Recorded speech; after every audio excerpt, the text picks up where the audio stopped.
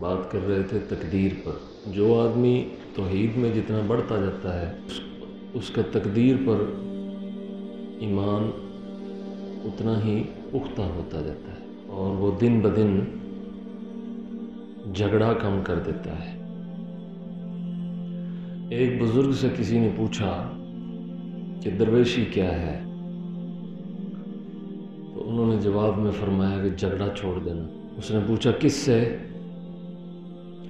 فرمایا آدمی سب سے زیادہ جھگڑا اللہ تعالیٰ سے کرتا ہے، اپنے کسی بھی رشتہ دار، قریبی دوست، ہمسایہ سے یا کسی انسان سے، دشمن سے، حتیٰ کہ شیطان سے بھی اتنا نہیں جھگڑتا جتنا خدا سے جھگڑتا ہے، لیکن ایسے طریقے سے جھگڑتا ہے کہ وہ یہ سمجھ نہیں پاتا کہ میں جھگڑ رہا ہوں۔ درویشی یہ ہے کہ وہ جھگڑا چھوڑ دے۔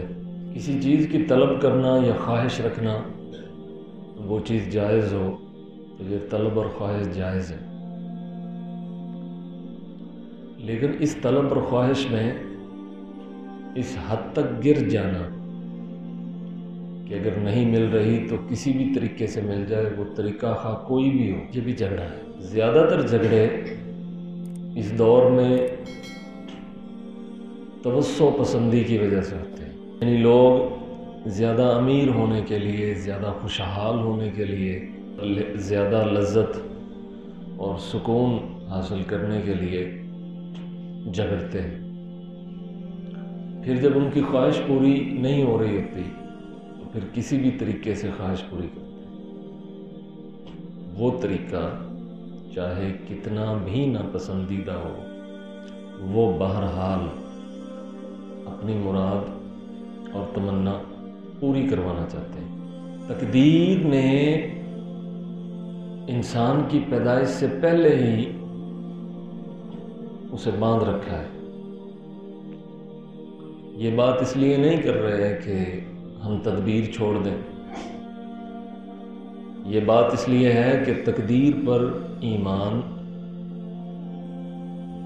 آدمی کو دنیا کے رنج سے دور لے جاتا ہے۔ کوئی شخص بیمار ہوتا ہے تو بیماری کی وجہ سے بہت ساری دعائیں کرتا ہے کہ میں شفا یاب ہو جاؤں، ادویہ استعمال کرتا ہے۔ جب ادویہ سے کوئی شفا کی صورت نہیں نکلتی تو پھر دم درود کی طرف چلا جاتا ہے، تھوڑی سی تسلی دے دیتا ہے عامل اسے کہ تجھ پر جادو ہے۔ یہ چیز سن کر وہ اور مطمئن ہو جاتا ہے کہ چلو وجہ تو پتہ چلی، ورنہ تقدیر کب وجہ بتاتی؟ انسان پر کوئی الہام تو نہیں ہوتا کہ تجھے یہ چیز کس وجہ سے، کوئی بھی وجہ ہو سکتی۔ یہ بھی ایک وجہ ہے کہ خدا نے چاہا ہے، تو جب اسے کوئی زمینی وجوہ میں سے کوئی وجہ بتائی جاتی ہے تو کچھ مطمئن ہو جاتا ہے۔ اب وہ دعائیں کرتا رہتا ہے، اسے شفا نہیں ہوتی، ادویہ استعمال کرتا ہے، ڈاکٹرز کے پاس جاتا ہے، پھر عامل نجومیوں کے پاس جاتا ہے، کہیں سے بھی شفا نہیں۔ یہاں پر آ کر اس کے پاس دو رستے ہیں، یا تو مایوس ہو جاتا ہے یا سب کا انکار کر دیتا ہے، اور کبھی کبھی وہ شفا دینے والے کے انکار کے بھی قریب چلا جاتا ہے۔ اللہ تعالیٰ ایسی صورتحال میں کسی مومن کو نہ لے جائے، کیونکہ تکلیف اور رنج، غریبی، مرض، یہ کفر کا بھی سبب بن جاتا ہے۔ تقدیر غالب ہے، اسے شفا نہیں ہوتی، وہ یہ کہتا ہے کہ مجھے شفا کیوں نہیں ہو رہی، مجھے شفا ہونی چاہیے، جبکہ تقدیر کا جواب یہ ہے کہ تجھے شفا نہیں ہونی چاہیے، کیونکہ تجھے پیدا کرنے والے نے تیرے لیے مرض مقرر کی ہے، چنانچہ تو اسی مرض میں مرے گا۔ یہ جو لوگ کلمہ پڑھ لیتے ہیں وہ تھوڑا احسان بھی چڑھا دیتے ہیں۔ جو لوگ قدر نیک ہوتے ہیں یہ قدرت پر اپنی نیکیوں کی وجہ سے احسان چڑھاتے ہیں، اور اس کے بدلے میں اگر کبھی قدرت انہیں کسی تنگی میں مبتلا کرے تو اپنی نیکی کو سامنے لے آتے ہیں، حالانکہ ان کی نیکی اس کی توفیق سے ہے اور وہ تنگی اس کی قدر سے ہے۔ مثال کے طور پہ ایک گناہ گار آدمی اگر بیمار ہو تو اس کے ذہن میں یہ بات بھی آ سکتی ہے کہ بیمار اس لیے ہوں کہ گناہ گار ہوں، لیکن اگر کوئی نیک آدمی ہو، تہجد پڑھنے والا ہو، وہ بیمار ہو تو اس کے ذہن میں کیا بات ہے؟ اہل ایمان یہ سمجھتے ہیں کہ جنہوں نے اللہ تعالیٰ کو مان لیا ہے سو نہ انہیں کوئی مرض پکڑے، نہ انہیں تنگی آئے، نہ انہیں کبھی رنج پہنچے۔ حالانکہ یہ تنگی اور رنج جیسے مومن کو پہنچا ہے اس سے زیادہ تو کئی کافروں کو بھی پہنچا ہوا ہے۔ پاکستان کے اہل ایمان یہ کہتے ہیں کہ ہم چونکہ خدا کو مانتے ہیں اس لیے ماننے والے کے لیے اللہ تعالیٰ کو چاہیے تھا کہ وہ کوئی تکلیف مقدر نہ کرتا، جبکہ جب اس نے تکلیف مقدر کی تو پھر یہ لحاظ ہی نہیں رکھا کہ کوئی ماننے والا ہے یا نہیں ماننے والا، اس لیے بڑے بڑے لوگوں کو رنج پہنچا۔ تو یہ جو تقدیر پر ایمان ہے اس کے کچھ تقاضے ہیں۔ تقدیر پر ایمان کا پہلا تقاضا یہ ہے کہ جھگڑا چھوڑ دیں۔ یہ ایمان مفصل اور ایمان مجمل بچپن میں بچوں کو رٹا لگواتے ہیں۔ ہم میں سے بھی کئی لوگوں کو ابھی تک یاد ہوگا کہ ایمان مفصل آمنت باللہ وملائکتہ وکتبہ ورسلہ والیوم الآخر والقدر خیرہ وشرہ۔ میں اس کی بات کر رہا ہوں، والقدر خیرہ وشرہ من اللہ تعالی۔ رٹا لگایا تھا بچوں نے، ہم نے بھی پڑھایا تھا اسکولوں میں۔ عملی زندگی میں جب ہم داخل ہوئے تو کیا کسی کو وہ ایمان یاد رہا کہ جس کا رٹا لگوایا تھا اس کا معنی کیا تھا؟ نہیں یاد۔ اس کا تقاضا کیا تھا، اس کا مقصود کیا تھا، مفہوم کیا تھا، مراد کیا تھی، کسی کو یاد؟ والقدر خیرہ وشرہ من اللہ تعالی۔ ایک بچے کا اتنا فہم نہیں ہوتا کہ وہ اس ایج میں یہ سمجھ سکے کہ والقدر خیرہ وشرہ کا کیا معنی ہے، لیکن جب وہ بڑا ہو جاتا ہے تو دنیا کی ہر شرارت اس سے کروا لیں تو کر لے گا، سمجھا دیں سمجھ جائے گا، کسی بھی چیز پر اس سے تبصرہ لے لیں کرے گا، تجزیہ دے گا، بڑی بڑی باتیں کرے گا۔ لیکن وہ جو رٹا اس نے لگایا تھا والقدر خیرہ وشرہ من اللہ تعالی، وہ اسے بھول جائیں۔ بچپن میں کسی کو اس کا رٹا لگوانے کا مقصد یہ تھا کہ جوانی کے میں جا کر عملی زندگی میں جب اسے کوئی شر پہنچے تو جھگڑا نہ شروع کر دے، جھگڑا نہ شروع کر دے۔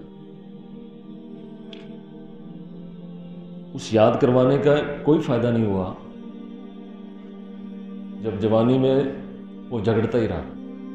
تو لوگ مر جاتے ہیں، جھگڑا نہیں چھوڑتے، اس لیے کہ انہوں نے والقدر خیرہ وشرہ کو اچھی طرح سے سمجھا نہیں۔ کبھی ہم کوشش کرتے ہیں تو کوشش کا وہ نتیجہ نہیں نکلتا جو ہمارے ذہن میں ہوتا ہے کہ یہ نکلے گا۔ جب نتیجہ نہیں نکلتا تو کوشش کرنے کے بعد ہم کہتے ہیں کہ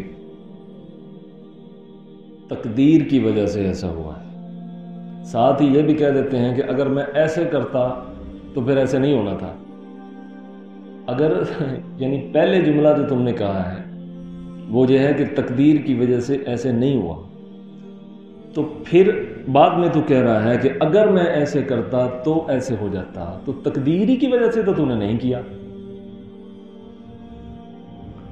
یعنی پہلے میں یہ کہہ دیتا ہوں کہ یہ تقدیر تھی سو اس کا نتیجہ یہ نہیں نکلا، اس کے بعد وہ یہ کہتا ہے کہ ہاں اگر میں ایسے کرتا تو ایسے ہو جاتا۔ یہ جو اگر میں ایسے کرتا تو ایسے ہو جاتا، یہ بھی تو تقدیر ہی ہے جس کا تو اس سے پہلے خود ہی اقرار کر رہا ہے کہ اگر یہ تقدیر کی وجہ سے۔ تضادات بہت زیادہ ہیں،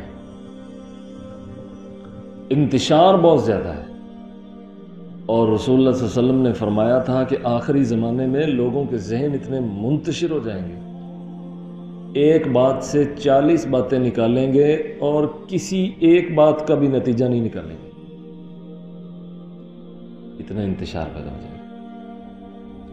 تو تقدیر ٹھنڈا کر دیتی ہے یہ جو اچھلتے کودتے ہیں اور ضرورت سے زیادہ تیز ہو جاتے ہیں، ان سب کو سلو کر دیتی ہے، آدھے رنج ختم کر دیتی ہے، احساسات جو لوگ محسوس کر رہے ہوتے ہیں کہ یہ کرتے تو یہ ہو جاتا، یہ نہ کرتے تو یہ نہ ہوتا، بہت ساری باتیں بھول جاتی ہیں، بہت ساری ٹینشنز ختم ہو جاتی ہیں اگر تقدیر کسی کے پیش نظر رہتی ہے۔ لیکن یہ بھی یاد رکھیے گا کہ یہ آدھا بیانیہ ہے، تقدیر آدھا بیانیہ ہے، آدھا بیانیہ ابھی باقی ہے اور وہ تدبیر ہے، یعنی تقدیر تیرا کام ہی نہیں، نہ تو نے تقدیر مقرر کی، نہ تو تقدیر کا عالم، تیرا تقدیر پر ایمان ہے لیکن تو اس کے رد و بدل میں مختار نہیں ہے، اس لیے تو پابند کس کا ہے؟ تقدیر کا نہیں، کیونکہ تجھے تو تقدیر کا علم نہیں، ہم نے حکم دیا ہے کہ تو تقدیر پر ایمان لا، تجھے تقدیر بتائی نہیں، تجھے جو بتایا ہے وہ یہ ہے کہ یہ کر یہ نہ کر، یہ تدبیر ہے۔ تو انسان ساری زندگی تقدیر کے پیچھے پڑا رہے گا کہ تقدیر میں سے کھنگالوں کے ہے کیا، کچھ بھی پلے نہیں پڑے، چنانچہ اسے ویسے کرنا پڑے گا جیسے تقدیر مقرر کرنے والے نے فرمایا ہے کہ یہ کر یہ نہ کر۔ ان دونوں کے درمیان میں اسلام ہے، ان دونوں کے درمیان میں اسلام۔ جو لوگ تقدیر کی طرف بھاگے، تدبیر سے رہ گئے، تو انہوں نے حکم ضائع کیا، جو حکم کی طرف بھاگے، تقدیر سے رہ گئے، تو انہوں نے ایمان ضائع کیا۔ جو محض یہ کہتا ہے کہ میں کر دوں گا جو میں چاہوں گا اور ویسے ہو جائے گا جیسے میں چاہوں گا، تو وہ خدا بننے کی کوشش کر رہا ہے، جبکہ ایسا نہ کبھی تاریخ میں ہوا ہے نہ ہوگا۔ کروڑوں انسان ایسے ہیں جو آج مٹی میں ہیں، وہ بھی یہ کہتے تھے کہ جو ہم چاہیں گے ویسے ہی ہوگا۔ کسی حد تک ہو جاتا ہے کیونکہ وہ بہت بڑا ہے، وہ دعوے کرنے والوں کے دعووں کے باوجود بھی انہیں کچھ نہیں کہتا، کیونکہ خدا کسی انسان کی طرح انسان تھوڑا ہوا کہ اس کو آپ کچھ کہیں تو وہ فوری اس کا ریپلائی دے دے۔ یہاں ایسے بھی گزرے ہیں جنہوں نے خدا کو گالیاں دی ہیں، اس نے ان کو بھی کچھ نہیں۔ بہت ایسے ہزاروں لوگ گزرے ہیں جنہوں نے نبیوں کو گالیاں دی ہیں ایک وقت میں، اللہ تعالیٰ انہیں کچھ نہیں کہتا، پھر آخری وقت میں جا کے وہ بھی مطیع ہو جاتے ہیں۔ تو چنانچہ جو ان کی پہلی زندگی ہے وہ گالیاں دینے میں گزر گئی۔ تو بہت سے ایسے ہیں جو اللہ تعالیٰ کو بہت کچھ کہتے ہیں، بلکہ کہہ گئے اس نے کچھ نہیں کہا، کیونکہ وہ انسانوں کی اس چھوٹی سی دنیا سے بہت بلند ہے۔ ہم تو اس پوری یہ جو کائنات ہے اس کا شاید اربواں حصہ بھی نہ ہو کل ملا کے، اور پھر وہ کہتا ہے کہ یہ ساری کائنات میرے لیے رائے کے دانے کی مثل بھی نہیں ہے۔ تو پھر یہ پتلے جو بڑے بیچارے اکڑ کے پھرتے ہیں، یہ ان کی کیا حیثیت ہے؟ تو اللہ تعالیٰ بلند ہے ان ساری چیزوں سے، جو لوگ اس کی طرف جھگڑے کرتے رہتے ہیں، باتیں بناتے رہتے ہیں۔ دو باتیں، اگر آپ ان دونوں باتوں پہ تھوڑا غور کریں گے تو امید ہے کہ یہ دنیا کے آپ کے جو رنج ہیں، یہ جو ٹینشنز ہیں، یہ بھی کم ہو جائیں گے۔ ایک تقدیر ہے، دوسرا تدبیر ہے، یعنی چلتے جاؤ جیسے کہا ہے ویسے چلتے جاؤ، نتائج جو نکلیں گے وہ تمہارے اختیار میں نہیں،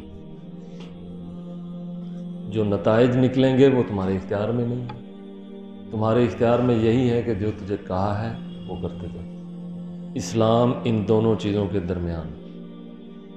تو جو آدمی صرف اپنے عمل سے نتیجہ نکالنے کو کنفرم کر دے اس کا ایمان تقدیر پر کمزور ہے، اور جو تقدیر کے پیچھے پڑ جائے اور عمل چھوڑ دے تو اس کی اطاعت کمزور ہے. تو جس کی اطاعت کمزور ہے وہ بھی پورا مومن نہیں ہے، جس کا ایمان کمزور ہے وہ بھی پورا مومن نہیں ہے. پورا ایمان یہ ہے میں ایمان لاتا ہوں اس خیر اور شر پر جو مجھے پہنچے. ایمان لاتا ہوں، ایمان کہ وہ تیری طرف سے ہوتا ہے، تیرا تخلیق کیا گیا ہے، اور میں اطاعت کرتا ہوں ہر اس حکم کی جو تو نے مجھ پہ نافذ کیا ہے. وما علینا الا البلاغ.